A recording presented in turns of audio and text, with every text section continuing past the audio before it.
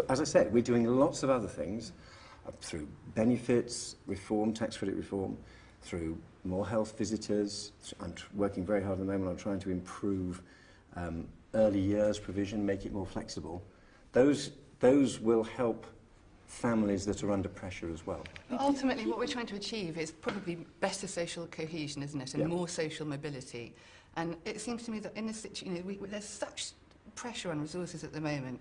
Ultimately, and I think, didn't the Institute of Fiscal Studies in December publish some research where they did financial modelling for 3 ways in which you can reduce child poverty, which has got to be one of the things that we focus on. It has to be. And in fact, a marriage tax incentive was the least effective way of doing that. The most effective way of doing it, by a ratio of 1 to 13, is to give the same investment to a child tax credit. That was going to be 13 times more effective. Right. That was one particular way of recognising marriage in the tax system.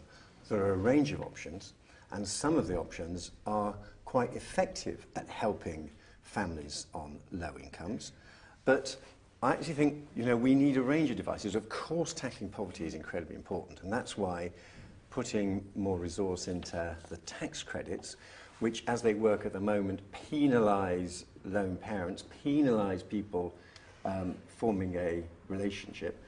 We're going to do that as well. This is not the only policy we have. We have a range of policies, and I think their overall impact is absolutely what you're asking for. You're quite right. It's a stronger sense of social cohesion and improved social mobility. Those are absolutely the objectives that we're trying to achieve. Can I just ask you, David, you've said yourself, and your leader has repeated recently, that it might be that it's not just about the money or so much about the money, that it's about sending a message in a way. And so in a way, how many children you lift out of poverty, or how many, that is not the main focus. The focus is to send a certain type of message. Isn't it risky, though, for your party particularly, to be seen to tell people how to live their lives? You've got that ghost of back to basics. Well, you're absolutely right to warn about the ghost of back to basics. And the last thing people want is politicians setting ourselves up as somehow morally superior or telling people how to run their lives. But I think if you look at the way in which David Cameron, Maria Miller, myself, the way that we have talked about this and addressed this, it's not some kind of sort of pompous attempt to tell people how to live their lives. What it is, we're very much looking at the evidence. And the evidence is that commitment between 2 adults is a good thing. It's good for them, it's good for their kids.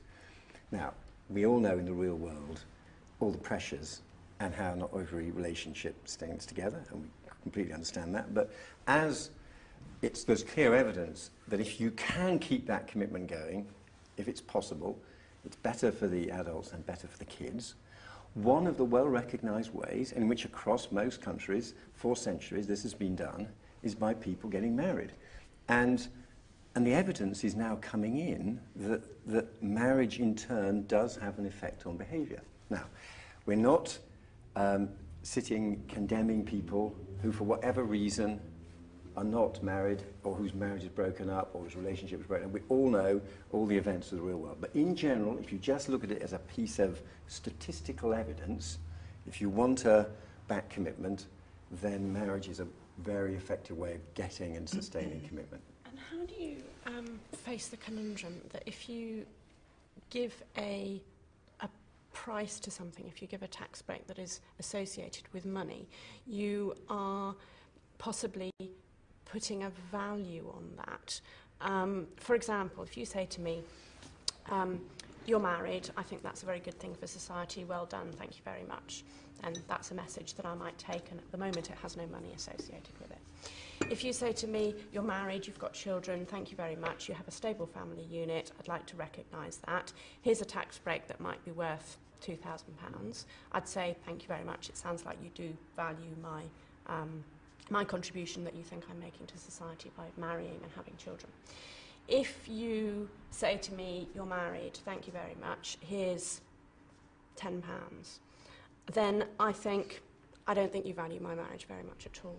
And in actual fact, the change that you have made from saying you're married, thank you very much, when I say you're welcome, to saying you're married, thank you very much, here's £10, you've actually decreased my motivation. How do you solve that problem? Well, this is partly just a matter of simply how tight the public finances are and what can be afforded when in the lifetime of the next Parliament, if we form the government, we address it. But there is a wider point, absolutely right, which is whether marriage is sort of best kept outside the financial system altogether. And all I'd say on that is there are things that we value where people do accept different tax rules for them, and they don't think that cheapens it or demeans it. I mean, there's lots of special tax rules for charities, for example. And we all know that charities are incredibly valuable for society in lots of ways, and the fact that they have different rules on VAT is part of a wider message that we value charitable activity. And I think on marriage, as I said before, once you are also trying to support couples in some way through the tax system, by far the most liberal way to do it, the least intrusive, is just to say, do you have this legal commitment to someone else through being legally married? As soon as you go beyond that, then you are getting into incredibly intrusive questions about people's relationships. So I think, paradoxically, marriage helps keep politicians and the state at one move. It avoids some of the intrusive issues that otherwise arise. And I'm still not clear on, you talk about a lot about a tax break for married couples in conjunction with families. I'm still not clear how far your policy extends to married couples without children, and why, if it does, then a tax break is beneficial to them. If money was no object, David, if money was no object, would you make it an across-the-board policy? Well, first of all, money with the British economy and the mess it is certainly is a very big constraint.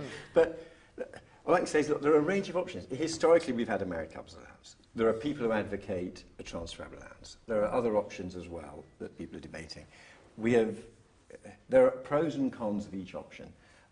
This is not going to be in our first budget, it's something for the lifetime of Parliament. So we don't know how much money there may be available, and that's another reason for not getting into the detail before you know what the resources are. Personally, what would you favour?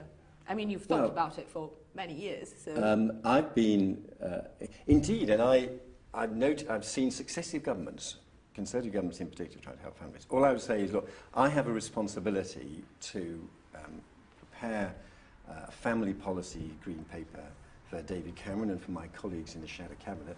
My job is to make sure that people are aware of the options, but ultimately it has to be for George Osborne as the Shadow Chancellor to look at what is affordable, and that's a discussion that we've got to have. It wouldn't be fair for me to kind of preempt that now. And I don't think it's actually in the best interest of families. The main thing is we've got these options, and we're carrying on discussing them like we are now. So when it comes to the general election and we're voting, deciding the next government, there are no firm pledges. We still don't know what you'll be doing for families, and whether you'll be focusing on married people or... And will you have a target to reduce child poverty? Will you continue the Labour commitment to that? Oh, absolutely. I do think have an actual target. There is